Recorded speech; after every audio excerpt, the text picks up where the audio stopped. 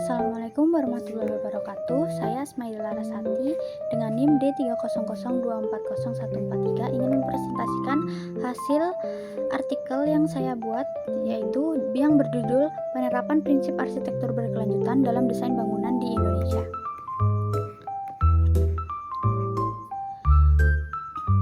Dalam beberapa tahun terakhir, pembangunan pesat sehingga menimbulkan dampak negatif terhadap lingkungan. Sementara pertumbuhan penduduk yang cepat menuntut ketersediaan energi dan sumber daya alam yang seimbang. Arsitektur berkelanjutan menjadi solusi terhadap permasalahan tersebut. Konsep ini menekankan bahwa manusia harus berupaya menggunakan sumber daya sesedikit mungkin untuk meningkatkan kualitas hidup generasi sekarang dan generasi mendatang, sehingga sumber daya yang ada di bumi dapat digunakan dalam jangka waktu panjang. Tentu saja hal ini memerlukan respon dan kerjasama dari semua pihak agar konsep pembangunan berkelanjutan dapat berjalan sesuai rencana. Penerapan prinsip arsitektur berkelanjutan dalam desain bangunan di Indonesia melalui tinjauan terhadap berbagai literatur ditemukan bahwa penerapan konsep berkelanjutan tidak hanya mencakup aspek efisiensi energi, tetapi juga pemanfaatan material lokal, pengelolaan air, kenyamanan termal, dan penelitian ini bertujuan memberikan gambaran menyeluruh mengenai arah perkembangan arsitektur berkelanjutan di Indonesia dan tantangan penerapan di masa depan.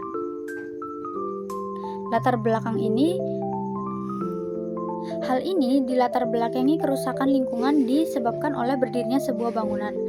Hal ini dapat didasari dengan penggunaan material yang tidak ramah lingkungan, minimnya area hijau, pemilihan lahan yang tidak sesuai dengan ketentuan.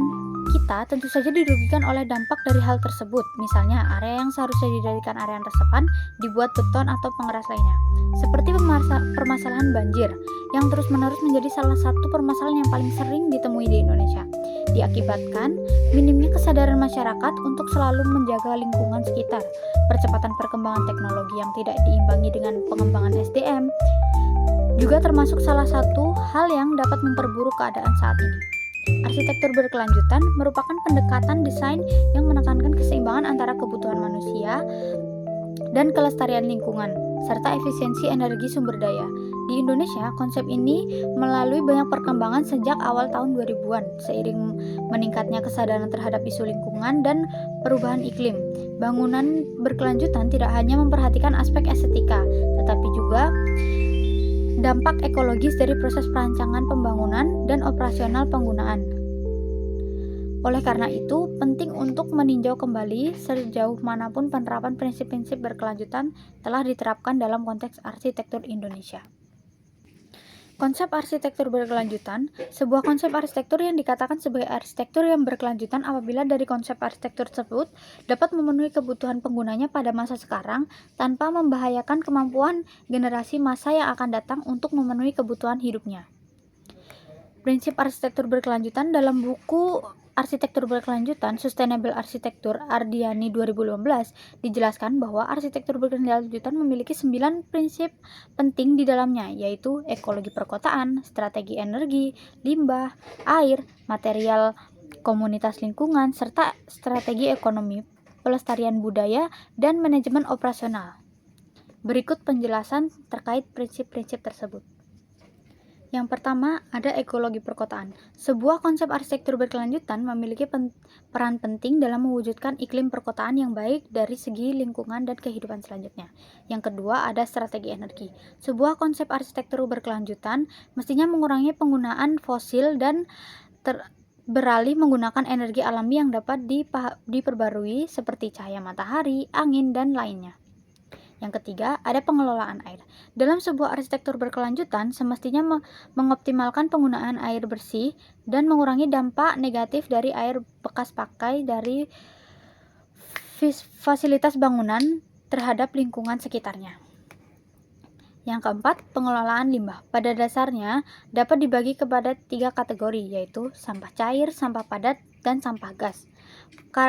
Karya arsitektur berkelanjutan, ketiga sampah ini dapat dikurangi ataupun dimanfaatkan atau hanya aman bagi lingkungan sekitar. Yang kelima, ada material terpilih. Dalam pemilihan material pada bangunan perlu memperhatikan unsur keamanan, kenyamanan penghuni, dan tidak lupa juga memperhatikan lokasi penyedia material yang melibatkan efisiensi, biaya pengiriman, dan waktu pengiriman.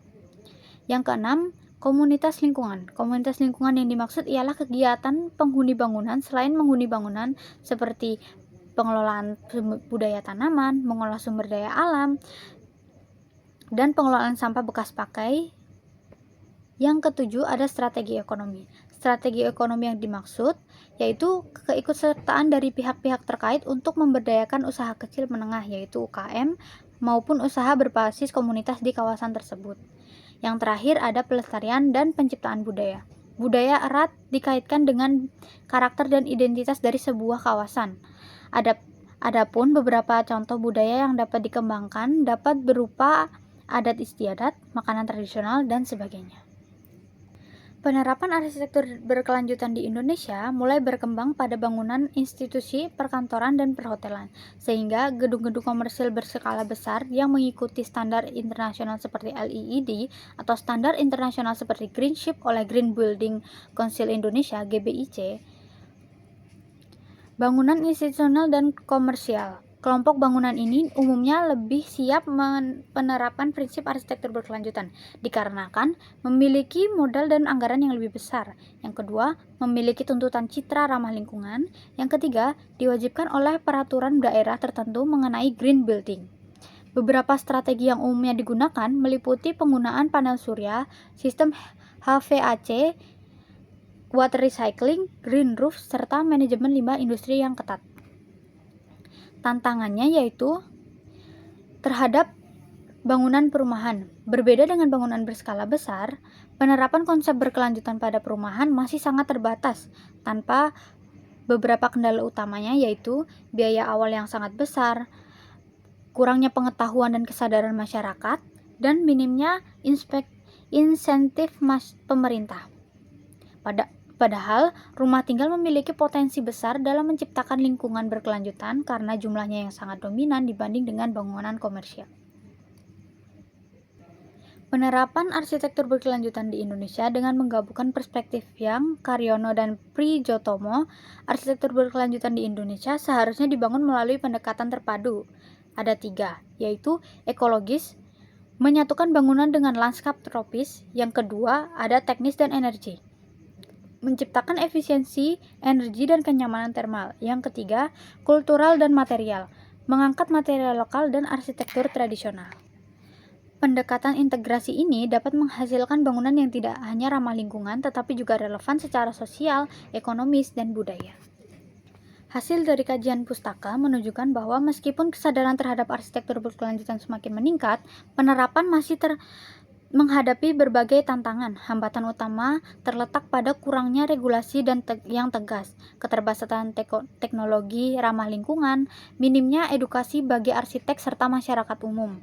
Masih banyak para kontraktor atau masyarakat umum yang tidak terlalu memikirkan tentang masa yang akan datang, hanya memikirkan estetika dan kenyamanan serta keuntungan. Kebanyakan juga pengusaha memaksimalkan lahan agar mereka untung usahanya dapat meraih untung yang lebih banyak.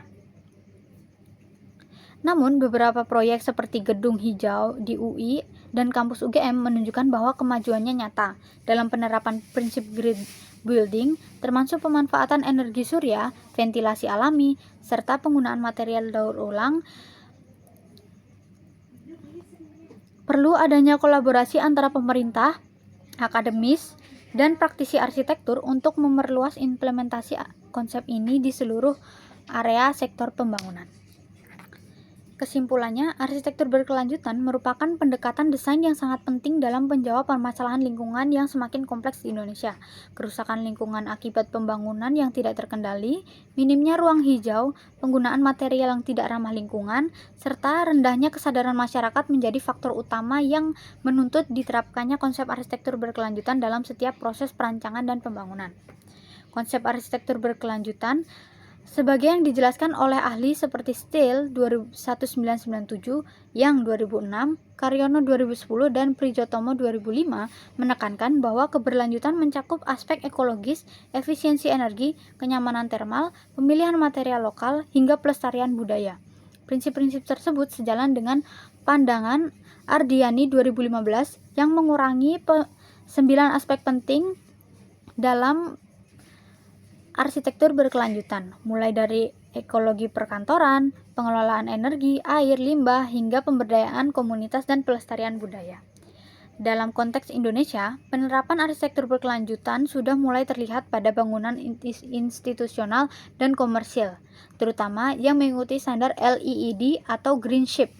Namun, penerapan pada bangunan perumahan masih menghadapi berbagai kendala seperti biaya awal yang sangat tinggi, rendahnya pengetahuan masyarakat, serta kurangnya dukungan kebijakan pemerintah. Padahal, sektor perumahan memiliki potensi besar sebagai penggerak utama lingkungan berkelanjutan karena jumlahnya yang sangat dominan. Sekian presentasi dari saya, Asmaida Lersati. Wassalamualaikum warahmatullahi wabarakatuh.